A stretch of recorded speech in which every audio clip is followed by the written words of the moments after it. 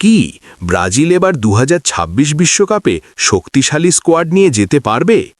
কিন্তু প্রথমেই বড় বাধা অ্যালিসন ইনজুরিতে।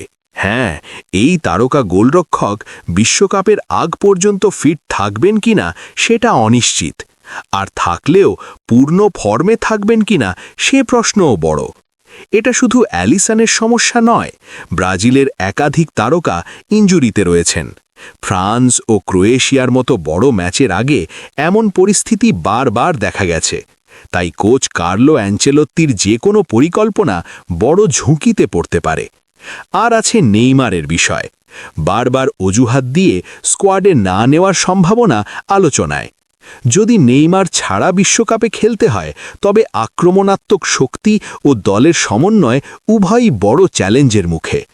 সারসংক্ষেপে, ক্লাব পর্যায়ের ম্যাচগুলোতে সাবধান না হলে খেলোয়াড়দের ফিটনেস ও রিকভারি নিয়ে বড় সমস্যা তৈরি হবে।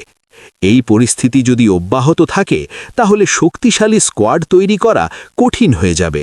দর্শক, এখন সব চোখ রয়েছে অ্যাঞ্চেলোত্তির কৌশল এবং ব্রাজিলিয়ান তারকাদের প্রস্তুতির ওপর।